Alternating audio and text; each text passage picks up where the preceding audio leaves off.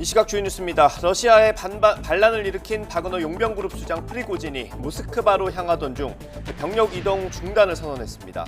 이후 벨라루스의 제안을 받아들인 건데 러시아 정부는 반란을 이끈 프리고진과 병사들을 처벌하지 않겠다고 밝혔습니다. 민주당 이낙연 전 대표가 어제 미국 유학을 마치고 1년 만에 귀국했습니다. 지지자들에게 나라가 바로 서도록 책임을 다하겠다고 했는데 최근 불거지고 있는 민주당 내 계파 갈등에 어떤 영향을 미칠지 주목됩니다. 민주당 전당대회 돈봉투 의혹을 수사하고 있는 검찰이 송영길 전 대표 보좌관을 지낸 측근에 대한 구속영장 청구를 검토하고 있습니다. 영장 청구 여부가 결정된 뒤에는 돈봉투 수수자로 특정된 민주당 현역 의원들에 대한 줄소환이 이어질 걸로 보입니다. 구속된 수원 영화 살해 친모를 수사하고 있는 경찰이 혐의를 살인죄로 변경하는 것을 검토하고 있는 거로 확인됐습니다. 경찰은 영화 살해죄는 신상 정보 공개 대상이 아니어서 이름과 나이 등은 밝히지 않는다고 밝혔습니다. 제주도를 시작으로 장마가 본격적으로 시작됐습니다. 장마는 오늘 오전 중 남부지방으로 확대되고 내일은 전국으로 확산할 거라고 기상청은 전망했습니다. 여러분 안녕하십니까? 굿모닝 YTN 3부 시작합니다. 푸틴 러시아 대통령을 상대로 반란을 일으켰던 바그너 용병 그룹이 모스크바로 향하던 중 철수를 선언했습니다. 임시 봉합에 들어간 건데 푸틴 대통령이 입을 정치적 타격은 작지 않아 보입니다. 조용선 기자입니다. 곳곳에 설치된 검문소를 중심으로 경찰이 숱하게 배치됐고 유사시 활용할 화물차가 일렬로 늘어섰습니다. 도시로 들어오는 고속도로에는 화물차가 중간에 멈춰 길을 가로막는가 하면 굴착기는 멀쩡한 도로를 파서 끊어놓습니다. 바그너 그룹이 반란군이 되어 진격해온다는 소식에 긴장감이 감도는 모스크바 풍경입니다. 점령당할지 모른다는 공포감과 겉으로 드러내선 안 되는 기대감이 교차하기도 했습니다. В данный момент отношусь к этому отрицательно, то, что происходит на территории Российской Федерации, это происходит какое-то предательство. Вот. А так полностью Министерство обороны я поддерживаю. Интересно, что будет. Вот даже вот здесь. Вот, я так понимаю, не всегда же закрыта, да, Красная площадь? Там вот снайпера. Страшно, на самом деле. Но мнение свое пока выражать не буду. Извините. 하지만 반란은 24시간을 넘기지 못했습니다. 바그너 그룹을 이끄는 프리고진은 모스크바에서 200km 거리까지 왔다가 진군을 멈췄습니다. 러시아를 대신한 벨라루스의 중재로 진격을 철회했기 때문입니다.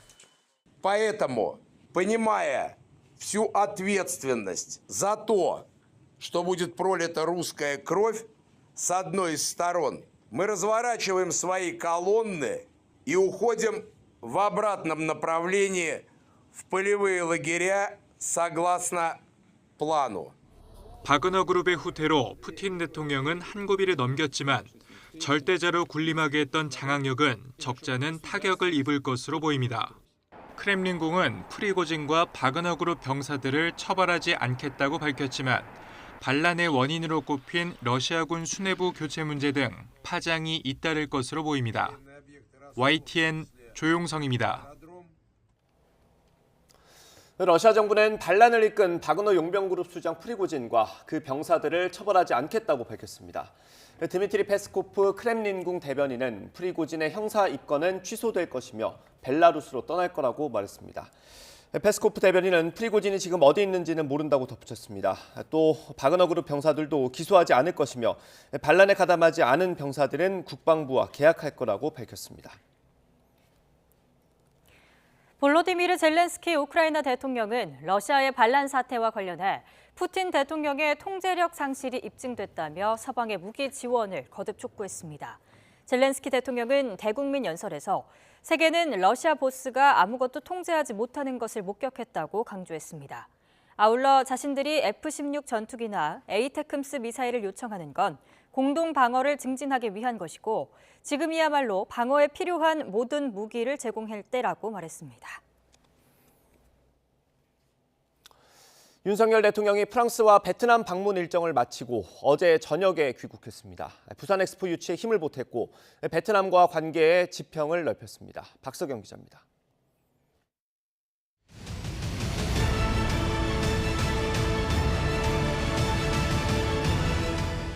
2030 세계박람회 개최를 위한 총성 없는 전쟁터를 방불케 한 프랑스 파리. 오는 11월 최종 선정을 앞두고 분수령이 될 4차 프레젠테이션에서 윤석열 대통령은 직접 영어 연설을 했고 We will make it the best World Expo of all time. Busan is ready. 건축학 교수와 교육 전문가, 가수 싸이도 지원 사격에 나섰습니다. Let me wear this before I finish. 윤 대통령은 또 프랑스 마크롱 대통령과 정상회담을 통해 대북 공조 강화 등의 공감대를 형성했고 소르본 대학에서 보편적 디지털 질서를 만들기 위한 국제기구를 설치하자는 파리 이니셔티브를 발표했습니다. 유럽 첨단 기업 6개사에서 1조 2천억 원 대규모 투자 유치 성과도 냈습니다. 대한민국 1호 영업사원의 세일즈 외교 효과가 나타나고 있습니다.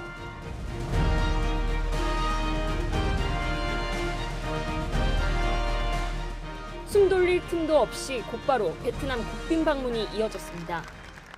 이번 정부 최대 규모인 205명의 경제사절단을 이끌고 시장 확대를 다독였습니다. 위기의 극복을 글로벌 공급망 재편의 중심지이자 떠오르는 소비 시장인 이곳 베트남에서 찾을 수 있다고 생각합니다. 보반 트엉 베트남 국가주석과 정상회담을 했고 권력 서열 1위인 공산당 서기장 등과 면담하며 북핵 대응 공조와 경제협력의 틀을 굳건하게 다졌습니다. 양국 형제관계 그리고 우애관계가 어우러진 마음이 함께 움직여지는 한 베트남 경제협력관계가 발전할 수 있을 것으로 기대됩니다. 프랑스에서 베트남까지 4박 6일 동안 이어진 이번 순방에 대해 대통령실은 안보와 경제협력을 확장하는 시간이었다고 자평했습니다. 오는 11월 부산엑스포 유치 최종 결과를 통해 그 결실을 맺을 수 있을지 주목됩니다. YTN 박서경입니다. 윤석열 대통령이 장마로 인한 인명피해 등을 막기 위해 철저히 대비하라고 지시했습니다. 윤 대통령은 어제 프랑스, 베트남 순방 일정을 마치고 서울공항에 도착한 직후 영접 나온 한창섭 행정안전부 차관에게 장마와 관련해 가장 중요한 건 인명피해를 방지하는 거라고 당부했습니다. 특히 도시에서는 지하 반지하 주택에 사는 노인 등 거동이 불편한 분들부터 챙기고 농촌에서는 주민 고립을 막기 위해 경보와 대비 시스템을 철저히 점검하라고 지시했습니다. 순방을 마친 윤석열 대통령이 이번 주 장 차관 인사를 단행할 전망입니다. 대통령실 고위 관계자는 YTN에 오는 29일쯤 장 차관 인사가 한 번에 이뤄질 걸로 보인다고 말했습니다. 다만 윤 대통령 귀국으로 상황이 바뀔 수 있어서 아직은 지켜봐야 한다고 여지를 남겼습니다. 장관급 인사로는 내년 4월 총선을 앞두고 당으로 돌아가겠다는 의지를 피력한 권영세 통일부 장관의 교체에 무게가 실리는데 추가로 다른 장관이 바뀔 가능성은 적은 것으로 전해졌습니다. 여야 지도부는 오늘 6.25 전쟁 73주년을 맞아 나란히 국가보훈부 주관 행사에 참석합니다. 국민의힘 김기현 대표와 민주당 이재명 대표, 정의당 배진교 원내대표 등 여야 지도부는 오늘 오전 서울 장충체육관에서 열리는 6.25 전쟁 73주년 행사에 참석해 순국 선열과 호국 영령을 기립니다. 민주당 이낙연 전 대표가 연수를 마치고 귀국했습니다. 이 전 대표는 대한민국이 무너지고 있다며 자신이 못한 책임을 다하겠다고 말했습니다. 당의 내용이 계속되는 가운데 그 역할이 주목됩니다. 박기환 기자입니다. 미국 연수를 마치고 돌아온 더불어민주당 이낙연 전 대표가 입국장에 들어서자 환호가 쏟아집니다. 이 전 대표도 공항에 나온 지지자 한 명 한 명의 손을 잡고 눈을 맞추며 감사의 뜻을 전했습니다. 여러분은 고통을 겪으시는데 저희만 떨어져 지내서 미안합니다. 이제부터는 여러분 곁을 떠나지 않겠습니다. 이 전 대표는 경제와 민주주의, 대외관계까지 대한민국이 무너지고 있다며 윤석열 정부를 향해 날을 세웠습니다. 그러면서 자신의 못다한 책임을 다하겠다며 적극적인 정치 행보를 예고했습니다. 대한민국이 이 지경이 된 데는 저의 책임도 있다는 것 잘 압니다. 저의 못다한 책임을 다하겠습니다. 친 이낙연계 의원들은 당장 대선 출마를 의미하는 건 아니라면서도 적극적인 당내 역할로는 부인하지 않았습니다. 당 안팎의 시선도 이 전 대표의 앞으로의 행보에 쏠리고 있습니다. 이른바 돈봉투 의혹과 김남국 의원의 가상화폐 논란 등 민주당 내 악재가 겹친 상황에서 이 전 대표가 비명계의 구심점 역할을 할 것이란 관측 때문입니다. 앞서 친 이재명계에선 이 전 대표가 총선 승리를 위해 힘을 모을 것이라고 전망했는데 당의 상임 고문을 현재 맡고 계셔서 민주당이 나아갈 방향에 대해서 다양한 의견들을 잘 들으시고 2024년 총선 승리에 큰 기여를 하실 것이다. 친 이낙연계는 당장은 당내 상황을 지켜보겠다면서도 여지를 남겼습니다. 기다려보면서 우리 민주당 내에서 자신이 할 역할들을 함께 논의하면서 보게 될 것 같습니다. 당이 위기에 처하면은 당신 몸을 던져서 당을 구해내겠다 이런 취지. 지난 대선 경선에서 이재명 대표에 맞서였던 이낙연 전 대표의 귀국으로 민주당 내 균열이 가속화될지 아니면 총선을 앞두고 힘을 모으게 될지는 조금 더 지켜봐야 할 것으로 보입니다. YTN 박견입니다. 거대 양당 대표가 며칠 전 국회에서 잇따라 연설했습니다. 상대 진영을 비판하는 데 상당한 분량을 할애했고 이걸 듣는 의원들은 고성과 야유로 맞받아쳤습니다. 민의의 전당에서 예의 없고 양보도 없는 정쟁만 확인했습니다. 조성호 기자가 보도합니다.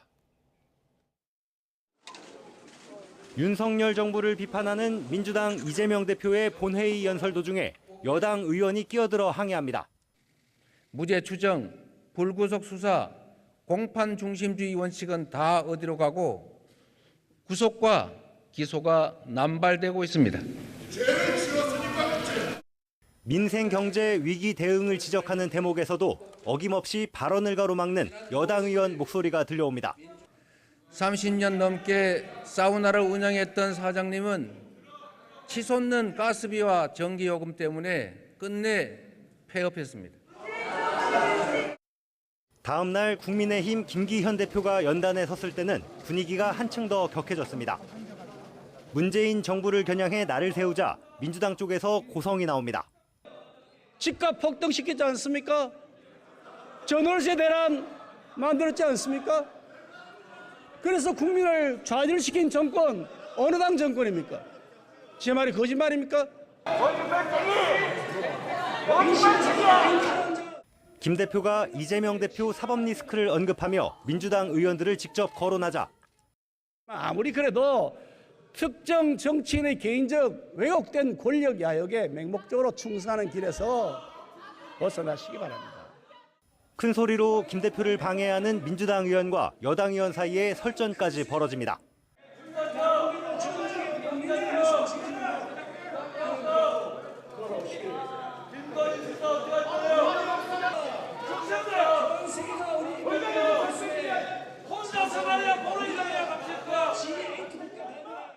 여야 대표들은 연설 내내 방해를 뚫기 위해 핏대를 더 세워가며 상대 진영에 거르지 않은 비난을 쏟아내 자당 의원들 호응을 끌어냈습니다.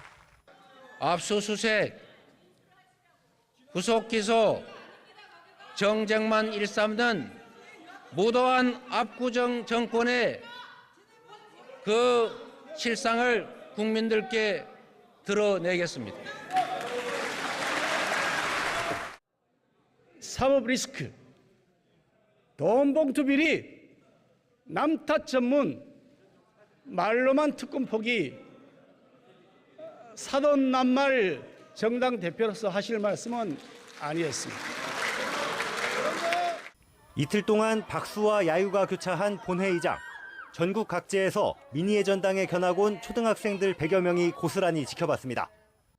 여당 대표는 국정 비전을, 야당 대표는 대안을 정작 제대로 보여주지 못했다는 뼈아픈 비판도 나옵니다.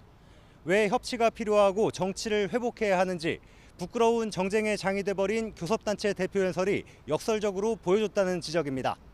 YTN 조성호입니다. 민주당 전당대회 돈봉투 의혹을 수사하는 검찰이 송영길 전 대표 보좌관을 지낸 측근에 구속영장을 청구할지 검토하고 있습니다. 이후에는 돈봉투를 받은 것으로 특정한 현역 의원들의 줄소한 단계로 넘어갈 걸로 보입니다. 송재인 기자입니다. 검찰이 강래구 전 한국감사협회장과 윤관석, 이성만 의원에 이어 송영길 전 대표의 측근 박모 씨 신병 확보를 검토하고 나섰습니다. 구속영장이 청구됐던 이들과 마찬가지로 송 전 대표 보좌관으로 있던 박 씨도 주요 금품 공여자로 꼽힙니다. 현역 의원들에게 300만 원씩 든 봉투 20개가 뿌려진 과정에 적극적으로 개입한 혐의를 받는데 검찰은 박 씨가 스폰서에게 받아 쟁여뒀던 불법 자금 5천만 원을 그 출처로 보고 있습니다. 검찰은 특히 의원들에게 돈을 뿌릴 계획을 세운 윤 의원과 강 전 회장이 이를 상의할 사람으로 일제히 박 씨를 꼽았다는 점에 주목하고 있습니다. 단순 자금 전달자가 아니라 범행 주도자 쪽에 가까울 거란 의심입니다. 박 씨는 송 전 대표의 외곽 후원 조직 평화와 먹고 사는 문제 연구소 수사에서도 주요 인물로 꼽힙니다. 검찰은 경선 캠프가 냈어야 할 비용을 연구소가 후원금으로 대신 내준 게 한두 가지가 아니라고 보는데 박 씨가 캠프 자금을 총괄했던 만큼 대나부욕 수사의 중심에 서 있습니다. 지난 21일 박 씨를 소환 조사했던 검찰은 박 씨 자금으로 만들어진 돈봉투를 받은 쪽, 현역 의원 특정도 막바지 단계에 있습니다. 의원 약 20명도 정밀 검증을 마치는 대로 줄줄이 검찰청으로 불러낼 것으로 전망됩니다. 나부터 부르라며 두 차례나 검찰청을 찾았던 송영길 전 대표는 최종 수혜자인 만큼 소환은 한참 미뤄질 수 있다는 분석도 나옵니다.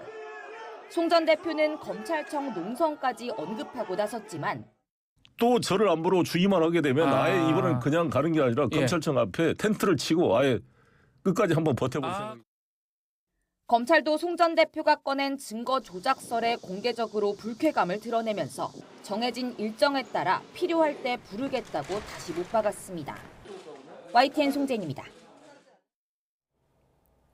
주말 서울 도심에선 일본 후쿠시마 오염수의 해양 방류를 반대하는 집회가 열렸습니다. 시위대는 오염수가 바다에 풀리면 어업인들의 생계와 시민들의 안전이 우려된다며 목소리를 높였습니다. 김태원 기자입니다. 서울광장 앞 도로를 메운 시민들. 오염수를 버리지 말고 땅에 보관하고 있으란 문구가 담긴 피켓을 양손 높이 들고 구호를 외칩니다. 후쿠시마 오염수 방류 멈춰! 다음 달 초 국제원자력기구 최종평가보고서 결과에 따라 올여름 원전오염수를 바다로 방류하겠다는 일본 정부 방침에 반발하고 나선 겁니다. 방사성 정화 작업을 충분히 거쳐 방류하면 문제가 없다는 일본 측 설명은 믿기 어렵고 오염수 저장고를 증설해 장기 보관한 뒤 방류하는 게 더 안전한데도 비용이 더 저렴하니 배출을 서두르는 것 아니냐고 비판합니다. 조금 더 보관하면, 조금 더 놔두면 모두가 인정할 수 있는 안전한 방법을 찾을 수 있습니다. 굳이 올해 서둘러 방출하는 이유는 돈 때문입니다. 더는 우리 수산물과 소금이 안전하지 않을 수 있다는 시민들의 불안에 생계를 우려할 수밖에 없는 어민들도 방류를 반대하고 나섰습니다. 완도에서 살고 있는 어민들이 해상 시위를 했습니다. 안전한 수산물을 먹을 때 행복하다 말할 수 있게끔 우리나라 국민들이 함께 해주십시오. 일본 정부를 국제해양법재판소에 제소하는 등 해양 방류가 아닌 더 안전한 방법을 마련하게 우리 정부가 요구해야 한다는 주장도 나왔습니다. 오염수 해양 투기를 국제법 위반 여부를 다퉈야 한다고 생각합니다. 우리나라 정부라면 당연히 일본 제소를 포함해 국민들의 안전을 위해 모든 것을 다해야 합니다. 일본 정부의 원전 오염수 방류가 머지않아 이뤄질 것으로 전망되는 가운데 이에 반발하는 시민들의 집회가 이어지고 있습니다. YTN 김태원입니다. 어젯밤 9시 20분쯤 경기도 고양시 주엽동에 있는 아파트에서 정전이 발생했습니다. 전력 공급이 끊기면서 470여 가구가 3시간 넘게 불편을 겪고 있습니다. 한국전력 측은 아파트 자체 변압기에 문제가 생긴 것으로 보인다며 지원 인력을 파견해 조치하고 있다고 밝혔습니다. 혼자 승강기를 점검하던 20대 노동자가 추락해 숨졌습니다. 지난 23일 오후 2시쯤 서울 서대문구 홍제동 아파트에서 홀로 승강기를 점검하던 28살 A씨가 7층 높이에서 지하 2층으로 추락했습니다. A씨는 사고 직전 동료 작업자에게 혼자 작업하기 힘드니 도와달라는 내용의 문자 메시지를 보낸 것으로 조사됐습니다. 10여 분 만에 A씨가 작업하던 현장에 도착한 동료는 지하 2층에서 A씨를 발견해 119에 신고했습니다. A씨는 발견 당시 심정지 상태였고 인근 병원으로 옮겨졌지만 숨졌습니다. 어제 저녁 6시 반쯤 경기도 오산시 누읍동 도로를 달리던 SUV 차량이 중앙선을 넘어 버스 정류장을 들이받았습니다. 사고 당시 버스 정류장에 사람이 없어 다행히 다친 사람은 없었지만 버스 정류장이 심하게 부서졌습니다. 경찰 조사 결과 SUV 운전자인 60대 남성은 면허 취소 수준의 만취 상태였던 것으로 나타났습니다. 어제 오후 6시 10분쯤 충남 서산시 예천동 도로를 달리던 1.2톤짜리 트럭에서 불이 났습니다. 다친 사람은 없었지만 트럭 한 대가 불에 타 620여만 원의 피해가 났습니다. 구속된 경기 수원시 영아살해 친모를 수사 중인 경찰이 혐의를 살인죄로 변경하는 것을 검토 중인 것으로 확인됐습니다. 영아를 유기한 혐의를 받는 경기 화성시 친모의 남자친구인 친부에 대해선 경찰이 유기 방조 혐의로 입건했습니다. 우종훈 기자입니다. 연년생 아기 둘을 낳고 살해한 뒤 시신을 길게는 5년 동안 냉장고에 숨겨온 혐의로 구속된 30대 고모 씨. 경기 남부경찰청은 친모 고 씨에 대한 혐의를 살인죄로 변경할지 검토하고 있다고 밝혔습니다. 영아 살해죄는 아기를 키울 수 없는 상황 등을 이유로 분만하고 있거나 분만 직후에 아기를 살해한 자에 적용됩니다. 형량은 영아 살해의 경우 10년 이하 징역인 반면 살인죄는 최대 사형이나 무기징역 또는 5년 이상의 징역형에 처하도록 되어 있습니다. 전문가는 고 씨가 두 아기 모두 출산한 지 하루가 지나 각각 살해했고 지난 2018년에 태어난 여아의 경우 집에 데려와 살해했다는 점을 놓고 볼 때 경찰의 살인죄 적용 검토가 타당해 보인다고 주장합니다. 영아살인죄를 과도하게 넓게 판단하면 국가는 너무 국민의 생명에 무덤덤한 국가가 되어버려요. 경찰은 고 씨의 신상정보 공개 여부에 대해서는 영아 살해가 형법상 공개 대상이 아니어서 현재로서는 검토하고 있지 않다고 밝혔습니다. 또 낙태했다는 아내의 말을 믿었다고 주장하고 있는 친부에 대해서는 범행을 알았거나 방조했는지를 조사할 예정입니다. 이런 가운데 태어난 지 8일 된 아기를 유기한 혐의를 받는 경기 화성시 친모의 20대 남자친구가 유기 방조 혐의로 입건됐습니다. 경찰은 지난해 1월 서울시 성북구의 한 카페에서 아기를 성인 3명에게 넘겨줄 때 친부도 있었다는 친모 진술을 확보해 조사하고 있습니다. 다만 인터넷에 아기를 키워줄 사람을 찾는다는 글을 올릴 때 친부가 함께하지는 않은 것으로 파악됐습니다. 현재 출생 신고가 안 된 아동 가운데 범죄 혐의점이 확인되거나 의심되어 경찰이 수사하고 있는 사안은 모두 5건입니다. YTN 우종훈입니다. 여야가 미신고 영아의 유기 등을 막기 위한 출생통보제 도입 법안을 이르면 오는 30일 국회 본회의에서 처리하는 방안을 협의하고 있습니다. 국회 법제사법위원회 국민의힘 간사인 정점식 의원실 관계자는 YTN과의 통화에서 이번 주 초 출생통보제 법안을 심사할 소위원회를 열기 위해 야당과 구체적인 일정을 협의하고 있다고 말했습니다. 법사위 야당 간사인 민주당 소병철 의원실 관계자도 오는 29일 전체 회의가 열리기 전 소위를 열고 심사를 거쳐 30일 본회의에서 출생통보제 법안을 처리하는 방향으로 여당과 논의할 거라고 설명했습니다.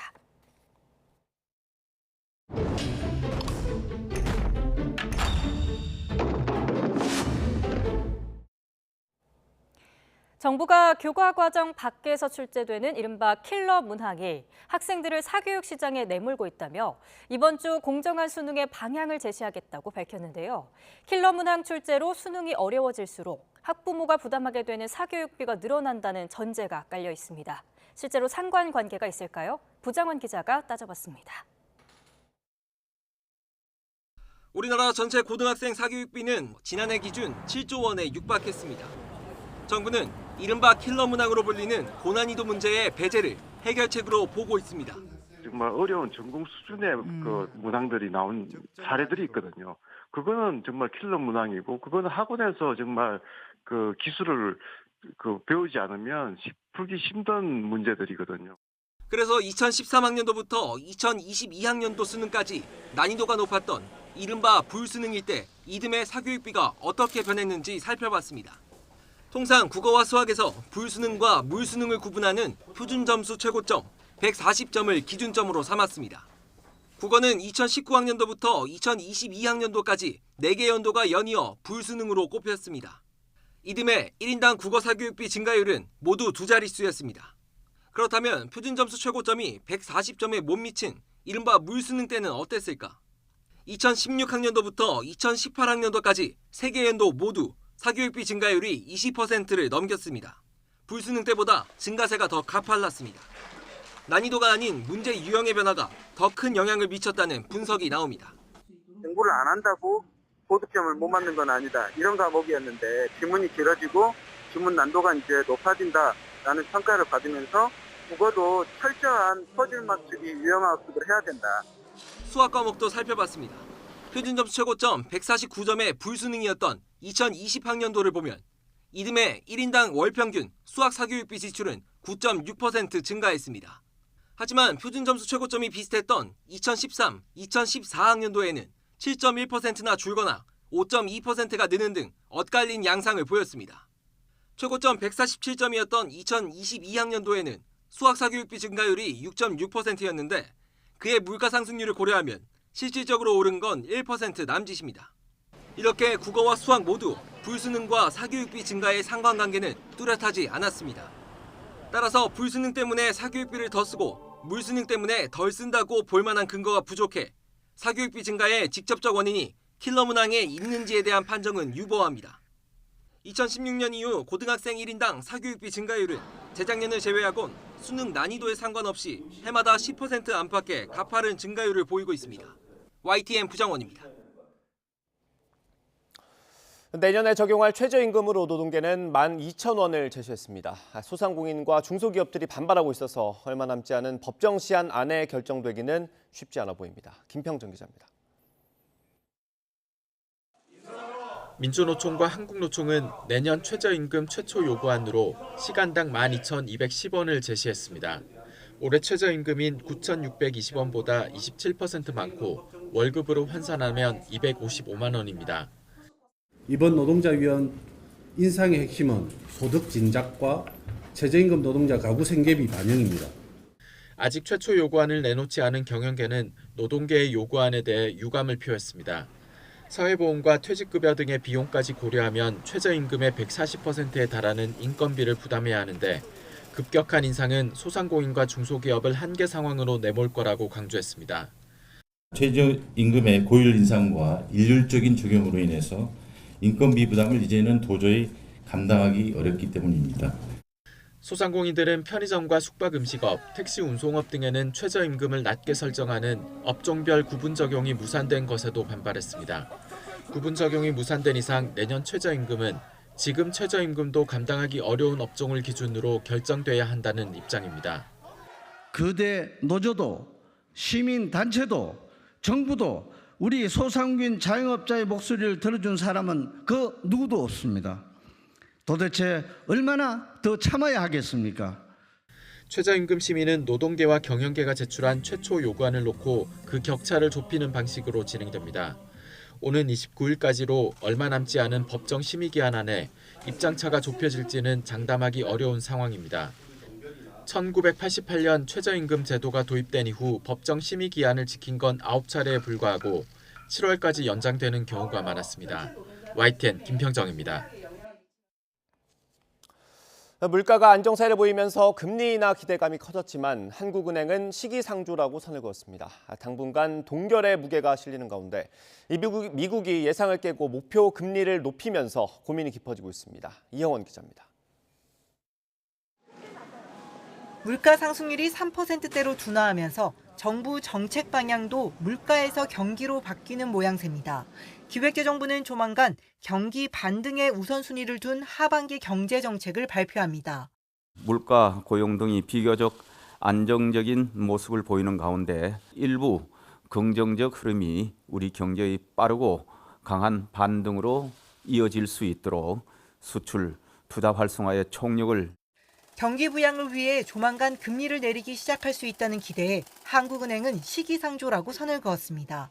물가의 기조적 흐름을 보여주는 근원 물가가 여전히 높아 다시 튈 수 있다고 우려한 겁니다. 다만 금리를 한 번 더 올릴 수 있다던 기존 입장에선 한 발 물러섰습니다.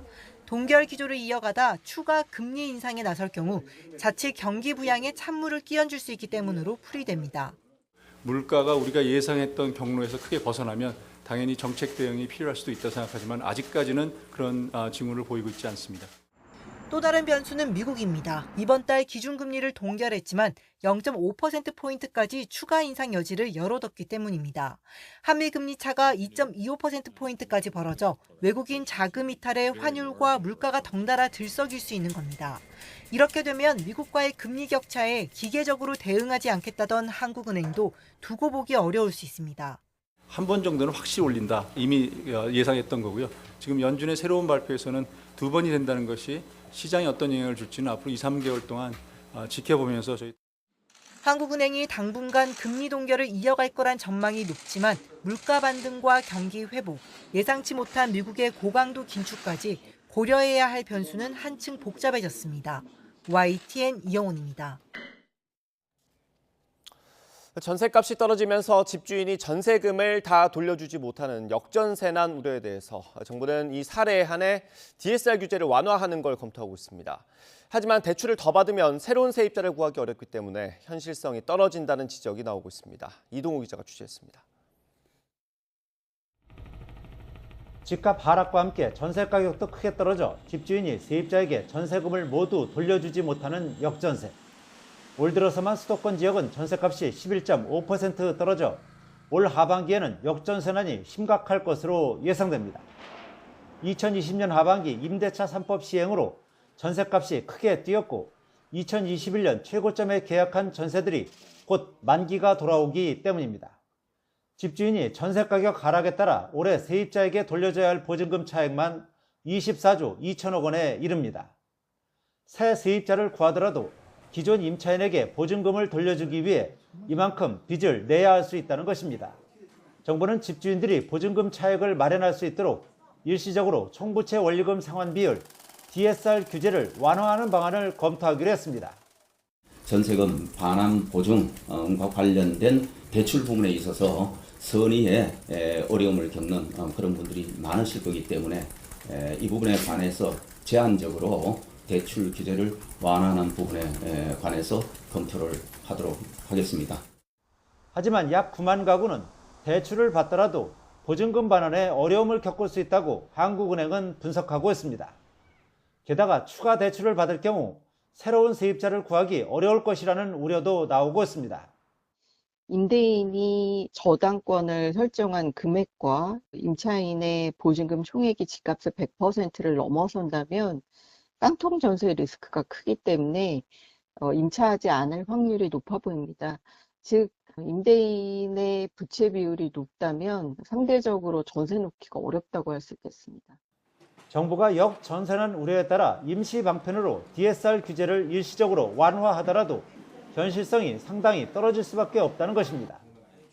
따라서 정부는 역전세난을 현실적으로 해결할 수 있는 보다 정교한 방안을 강구해야 한다는 지적입니다. YTN 이동호입니다. 메리츠 화재와 DB 손해보험이 약관에 정해진 대로 보험금을 지급하지 않았다가 금융감독원의 제재를 받았습니다. 금융감독원은 최근 메리츠 화재에 대한 검사에서 보험금 부지급 문제를 적발해 과태료 2,640만 원에 과징금 500만 원, 해당 직원에 대한 자율 처리를 의뢰했습니다. 보험금 부지급이란 가입자가 보험금을 청구했지만 보험사에서 가입자의 치료 내용이 약관에서 보장하는 내용이 아니라는 이유로 지급을 거절한 걸 말합니다. 메리츠 화재는 직업 변경이 사고와 직접적인 관련이 없는데도 변경 사실을 알릴 의무를 위반했다며 보험금을 주지 않는 등 보험 계약 14건에 대해 보험금 4,050만 원을 지급하지 않은 걸로 확인됐습니다. DB 손해보험은 보험 계약 26건에 대해 약관에서 정한 내용과 다르게 보험금 2억 6,200만 원을 지급하지 않아 과징금 1,400만 원에 해당 직원의 자율적 처리를 의뢰받았습니다. 최근 한중 관계가 얼어붙으며 두 나라를 오가는 항공 노선 여객 수요가 좀처럼 회복되지 않자 국적 항공사들이 일부 노선 운항을 일시 중단하기로 했습니다. 대한항공은 김포에서 베이징으로 가는 노선 운항을 오는 8월 1일부터 올해 하계 운항 스케줄이 끝나는 10월 28일까지, 인천에서 샤먼 노선은 8월 9일부터 10월 28일까지 운항하지 않습니다. 아시아나항공은 다음 달 6일부터 김포에서 베이징 노선을, 8일부터는 인천에서 선전 노선을 10월 29일까지 각각 중단합니다. 최근 몽골에선 한류 인기에 힘입어 한국 제품에 대한 관심과 신뢰도가 커지면서 국내 기업을 쉽게 찾아볼 수 있습니다. 양국의 무역 규모도 증가하고 있습니다. 이현상 리포터가 전해드립니다. 익숙한 외관과 낯익은 제품들, 한쪽 공간에서 간단하게 끼니를 때우는 이들까지 마치 한국과도 같은 이곳은 몽골에서 70% 이상의 점유율로 관련 업계 1위에 오른 한국 편의점입니다. 몽골에 진출한 한국 편의점 매장은 이 기업과 경쟁사까지 포함해 무려 400여 개에 이릅니다. 저희 가게 같은 경우는 이제 하루에 한 1,000에서 1,200명 가까이 손님 들어와서 한국에 있는 편의시설을 이용하고 있습니다. амжих болох гэдэг болохоор гэлси юу ороод юм мэдчихээд тэгээ орж ирээд нийлээ өнсдөн болохоор айгүй хүм аваад идэж байгаа байхгүй. 한국 대형마트도 2016년부터 몽골에 진출했습니다. 울란바토르에서만 3호점째 문을 연 이곳은 다양한 한국 제품을 구매할 수 있다는 입소문이 퍼지면서 계속 인기를 얻고 있습니다. 저희 매장에는 일평균 12만 명이 방문하고 계십니다. 주 고객은 몽골 현지분들이 대부분이시고요. 그다음에 가끔 한국에서 여행 오시는 한국 관광객분들이 좀 계십니다. 이 밖에도 제과점과 카페 등 몽골의 다양한 업계를 사실상 한국 기업이 접수했다고 해도 과언이 아닐 정도입니다. 한류 열풍을 타고 한국 문화에 대한 관심이 높아진 데다 한국 제품은 품질이 좋고 가격도 합리적이라는 신뢰가 밑바탕이 됐습니다. 한국 제품들이 미국이나 유럽 브랜드들에 견주어서 그 가격이라든지 품질 면에서 손색이 없는 것이 사실이고요. 몽골에서는 특히 중요한 것이 이제 몽골하고 한국이 워낙 그 인적 교류도 활발하고 또 그 몽골에서 한류가 광범위하게 퍼져 있기 때문에 몽골인들에게 한국 제품은 굉장히 친숙한 것이 사실입니다. 두 나라 간 교육 규모도 꾸준히 증가하고 있습니다. 지난해 교역액은 약 4억 7천만 달러, 우리 돈 6,020억 원으로 최근 2년 사이 한국은 몽골의 4위 교육국으로 성장했습니다. 여기에 더해 지난해와 올해 이어진 고위급 교류는 사회 경제를 포함해 더욱 다양한 분야에서 소통 창구를 넓혀줄 것으로 기대됩니다. 지난해 8월 우리 박진 외교장관의 몽골 공식 방문, 그리고 금년 2월 어용 에르덴 몽골 총리의 공식 방한 등 잇따른 고위급 교류는 경제, 사회 등 다양한 분야에서 양국 간 소통을 지속 이끌어 나가는 데 도움을 주고 있습니다. 또 몽골 정부가 내년까지 한국인을 대상으로 무비자 입국을 허용하고 있는 만큼 휴가철을 맞아 한국인 방문객이 급증하면 두 나라 인적 교류도 한층 더 활발해질 전망입니다. 몽골 울란바토르에서 YTN 월드 이현상입니다.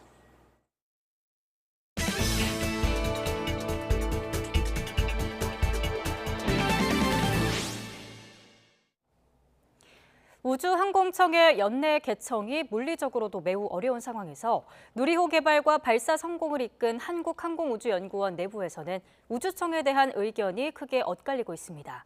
지금이 설립 적기라는 의견과 과기부 외청 형태로는 설립을 반대한다는 의견인데요. 어떤 이야기인지 양회영 기자가 들어봤습니다. 지난달 누리호 3차 발사를 성공적으로 이끈 한국항공우주연구원. 그런데 발사 일주일쯤 뒤 항우연 연구 인력이 주로 소속돼 있는 노조에서 항공우주청 설립을 반대한다는 입장을 냈습니다. 우주청을 통해서 오는 거는 시어머니가 하나 더 생기는 형태가 되겠죠. 이게 분산적인 거예요. 그래서 앞으로는 전체를 조정하고 총괄할 수 있는 그런 전담 부처가 돼야 된다는 입장에서 이제 대통령실 직속으로 돼야 된다는 걸 말씀드렸고요. 항우연 노조 성명 일주일 뒤 누리호 개발자들이 낸 입장문이라며 지금이 우주청 설립 적기라고 생각한다는 주장이 한 신문에 실렸습니다. 그런데 직장인 익명 앱에 고발 글들이 올라왔습니다. 전 보직자 등이 우주청 설립에 동의하라면서 서명을 종용했다는 겁니다. 하지만 실제로 직원들은 정부안과 같은 형태의 우주청 설립을 반대하고 있다는 내용입니다. 이들이 우주청 개청을 반대하는 이유는 뭘까? 실질적인 처우 개선 문제는 해결되지 않은 채 관리하는 기관만 하나 더 늘어나기 때문입니다.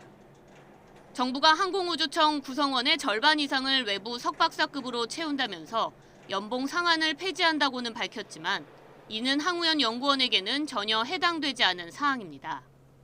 또 25개 출연 연구기관 중 항우연의 신입 초봉은 꼴찌에서 4번째에 머물고 있습니다. 최근 처우 개선을 위해 인건비가 5억 증액됐지만 연봉이 낮은 1에서 5호봉 구간을 올리는 데 쓴다는 방침이어서 이렇게 되면 주력 연구 인력인 석사급 이상 연구원들은 혜택을 전혀 볼 수 없습니다. 무슨 생긴다 하더라도 항우연은 가계부 산하, NST 산하 기관으로 남아있을 수 있다는 그런 얘기들이 들려오다 보니 그러면 지금이랑 별다른 변화는 없겠구나라고 생각하시면서 사실 사기가 오히려 더 저하되는 상황이라고. 항우연은 현재 다누리 개발진의 1억 원 연구수당 소송을 비롯해 2건의 수당 관련 소송을 진행하고 있습니다. 전문가들은 출연 연구기관에 대한 기획재정부의 총 인건비 규제가 근본적으로 개선되지 않는 한 문제는 해결되지 않는다고 지적합니다. 누리호 발사 성공으로 항우연은 국민의 환호와 찬사를 받았지만 그 뒤에 가려져 있던 연구원들의 처우는 생각 이상으로 열악했습니다. 대한민국 우주 개발을 더는 사명감이나 열정에 기대지 말고 제대로 된 처우 개선이 이제는 이루어져야 한다는 목소리가 커지고 있습니다. YTN 사이언스 양우영입니다. 한국전쟁 당시 유엔군 참전 용사들의 후손을 초청하는 교류 캠프가 올해로 14년째를 맞았습니다. 후손들은 머나먼 이국 땅에서 할아버지가 지키려 했던 가치의 의미를 되새기고 있습니다. 김문경 기자가 보도합니다. 안녕하세요. 국적이 다른 젊은이들이 한국 땅에서 한자리에 모였습니다. 한국전쟁 발발일을 전후로 진행되고 있는 유엔 참전용사 후손 교류 캠프에 참석하기 위해서입니다. 올해로 14년째인 이번 행사에는 참전용사 후손과 우리 대학생 등 18개 나라 140여 명이 참여했습니다. 임진각과 비무장지대, 오두산 통일전망대 등을 차례로 둘러보며 머나먼 이국 땅에서 자신의 나이대였을 할아버지가 지키려 했던 가치의 의미를 되새기고 있습니다. 이번 캠프에서 처음 만났지만 참전용사 후손이라는 인연만으로도 금세 친밀감을 다질 수 있었습니다. 유엔 참전용사 후손 교류 캠프는 참전용사들을 통해 맺어진 참전국과의 인연을 이어나가기 위해 지난 2009년 시작됐습니다. 국가보훈부는 참전국과 자유의 연대를 공고히 하고 앞으로도 교류 사업을 더욱 내실 있게 이어나가겠다고 밝혔습니다. YTN 김문경입니다. 바다 위 안전사고, 특히 선박에 불이 나면 강한 파도와 바람 탓에 육지보다 진화나 구조가 훨씬 어렵습니다. 드론 배치를 확대하고 있는 해경이 수소 드론을 활용한 진화 구조 훈련을 진행했습니다. 이윤재 기자가 현장 다녀왔습니다. 여객선에서 희뿌연 연기가 피어오릅니다. 신고를 받은 해경이 출동하자 곧바로 드론이 날아오릅니다. 불이 난 곳을 향해 소화약품을 쏟아내고 바다로 뛰어든 사람들의 위치를 확인해 구조정에 알립니다. 여객선에 불이 난 상황에서 드론을 활용해 진화하고 인명을 구하는 훈련입니다.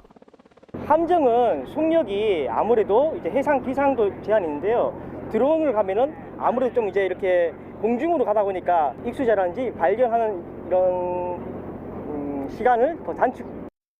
훈련에서 활용된 수소 드론은 육지보다 열악한 바다 환경에서 최대 2시간 동안 비행하면서 인명수색, 화재 진압 같은 임무를 수행할 수 있습니다.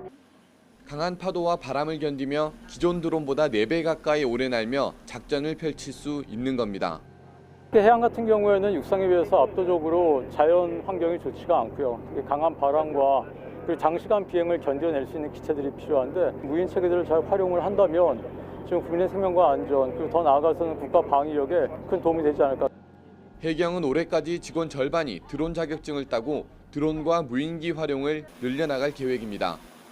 과학기술 장비를 또 통해서 좀 더 효과적으로 일을 할 수 있겠고요. 앞으로 해양경찰은 인공위성까지 활용을 해서 미래적 기법으로 국민의 생명을 보호하는 데 만전을 다하겠습니다. 다만 수소 드론 같은 새로운 장비는 예산 문제로 도입 계획조차 세우지 못한 상황. 삼면이 바다인 우리나라에서 국민 생명을 구하는 데 효율적으로 활용되는 장비인 만큼 예산 당국과 정치권의 적극적인 지원이 요구됩니다. YTN 이윤재입니다. 주말을 맞아 야영장 찾는 분들 많으시죠? 먼저 예약하기 전에 꼼꼼하게 살펴봐야겠습니다. 그린벨트 지역을 훼손하거나 미등록 상태인 경기도 내 불법 야영자들이 적발됐습니다. 헬로티비 뉴스 김소영 기자가 보도합니다. 경기도 민생특별사법경찰단이 한 야영장 시설에 들어갑니다. 농어촌 민박을 운영하면서 인근 부지에 18개의 야영 사이트를 임의로 만들어 놓고 캠핑장으로 등록하지 않은 채 운영하고 있는 곳입니다.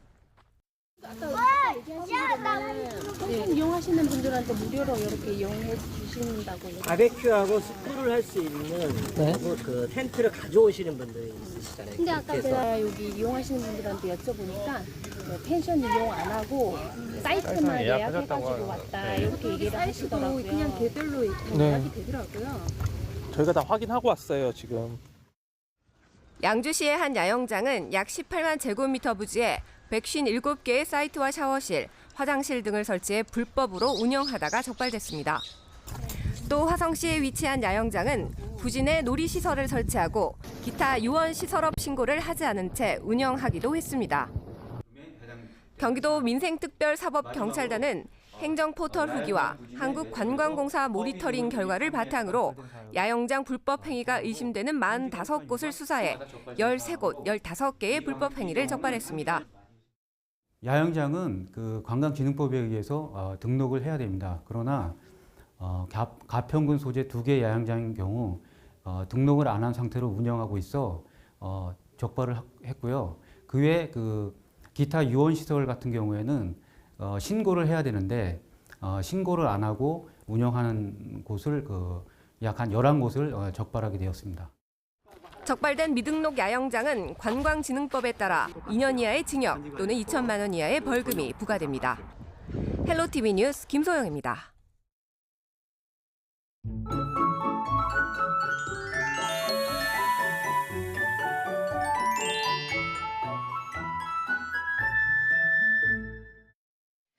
현재 제주도에 호우주의보 내려진 가운데 시간당 10mm 이상의 다소 강한 비가 오고 있습니다.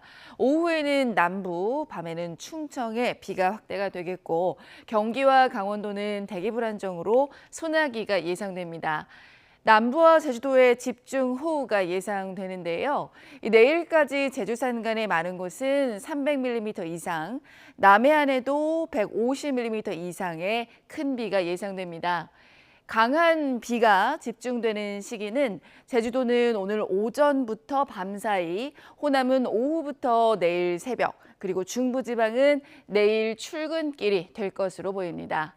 비가 오지 않은 중북부 지방은 오늘도 폭염입니다. 서울과 춘천이 33도까지 오를 것으로 보입니다. 장마는 이번 주 후반까지 길게 이어집니다. 집중호우가 예상되는 만큼 주변 점검 철저히 해주시길 바랍니다. 날씨였습니다. 이상으로 굿모닝 YTN 모두 마치겠습니다. 잠시 후 YTN 뉴스와이드가 이어집니다. 시청해주신 여러분 고맙습니다.